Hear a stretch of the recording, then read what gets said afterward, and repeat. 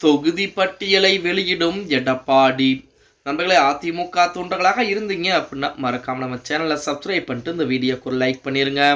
அனைத்து இந்திய அண்ணா திராவிட முன்னேற்ற கழகத்தை பொறுத்த வரைக்கும் அதிமுக பாஜக கூட்டணி என்பது ஓராண்டுகளுக்கு முன்பாகவே அமைந்து விட்டது. அடுத்த கட்டமாக பாமகவும் அதிமுக கூட்டணிக்குள்ளே வந்திருக்கிறது அப்படின்னே கூட சொல்லலாம். இப்படிப்பட்ட ஒரு சூழலில் மொத்தம் 234 தொகுதிகள் என்பது இருக்கிறது. இந்த 234 தொகுதிகளை பொறுத்த வரைக்கும் அதிமுக எத்தனை தொகுதிகளில் போட்டி போட இருக்கிறது, அந்த தொகுதிகளை பொறுத்து வேட்பாளர் தேர்வு என்பதும் பார்த்தீங்க அப்படின்னா தற்சமயம் அதிமுகவின் சார்பாக நேர்காணல் என்பது நடந்து கொண்டிருக்கிறது அப்படின்னே கூட சொல்லலாம். 2026 சட்டமன்ற தேர்தலை பொறுத்த வரைக்கும் அதிமுக அதிகப்படியான தொகுதிகளில் கண்டிப்பாக போட்டியிட வேண்டும். அதாவது பாஜகவை பொறுத்த வரைக்கும் எங்களுக்கு 50 55 தொகுதிகளுக்குள் கண்டிப்பாக வேண்டும், அதாவது ஒரு 50 தொகுதிகளாவது எங்களுக்கு வேண்டும் அப்படின்னு சொல்லி அதிமுகவிடம் நிபந்தனை என்பது வீச்சுக்கிட்டு இருக்காங்க. அதே போல பாமகவிற்கு 17 தொகுதிகள் என்பது ஒதுக்கப்பட்டிருக்கிறது.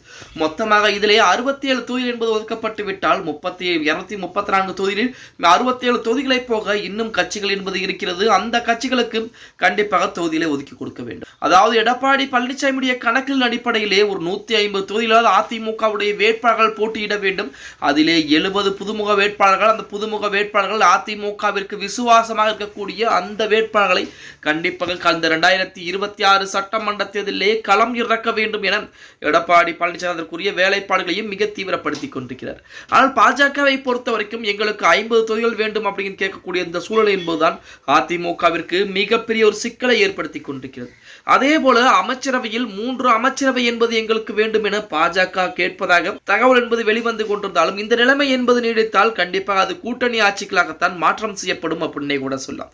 அமைச்சரவையில் உள்ளே வந்தால் அது கூட்டணி ஆட்சியாகத்தான் மாற்றப்படுமே தவிர தன்னிச்சையாக அதிமுகவுடைய ஆட்சியாக இருக்காது. அதற்குத்தான் எடப்பாடி பழனிசாமி மறுப்புகளையும் தெரிவித்துக் கொண்டிருக்கிறார். இப்படிப்பட்ட ஒரு சூழலில் நாம் அதிமுகவிற்கு எந்தெந்த தொகுதியில் வெற்றி வாய்ப்பு என்பது இருக்கிறது. 2026 சட்டமன்ற தேர்தலை பொறுத்த வரைக்கும் 234 தொகுதிகளில் அதிமுகவிற்கு எந்தெந்த தொகுதிகள் மிக சாதகமாக இருக்கிறது, அதே போல பாஜக எந்தெந்த தொகுதிகளை கேட்கிறது, அந்த தொகுதிகளை பாஜகவிற்கு கொடுத்து விட்டால் நாம் மாற்று தொகுதியில் எப்படி மாற்று நபர்களை தேர்வு செய்வது, மற்ற தொகுதியில் நாம் போட்டியிட்டால் வெற்றி வாய்ப்பு என்பது இருக்குமா, அல்லது பாஜக போட்டியிடக்கூடிய அந்த தொகுதியில் வெற்றி வாய்ப்பு என்பது இருக்கிறதா? கோவையிலே 3 தொகுதிகளை கேட்கிறது பாஜக. 3 தொகுதிகளை கொடுத்தால் எஸ்பி வேலுமணி நிலைமை என்னவாக இருக்கும், எஸ்பி வேலுமணி என்ன அடுத்து செய்ய போகிறார், இந்த மாதிரி ஏகப்பட்ட விவாதங்களையும் அதிமுகவின் முக்கியமான தலைவர் முன்னிலையிலே எடப்பாடி பழனிசாமி ஆலோசனை செய்து கொண்டிருக்கிறாராம். இந்த மாத இறுதிக்குள்ளாகவே பாஜக போட்டியிடும் தொகுதி பட்டியல், அதிமுகவுடைய வேட்பாளர் பட்டியல் அனைத்துமே இறுதி செய்யப்படக்கூடிய ஒரு சூழல் என்பது இருக்கிறது அப்படிங்கிற மாதிரி சொல்லிக்கிட்டு இருக்காங்க. பொறுத்து வந்து பார்க்கலாம்.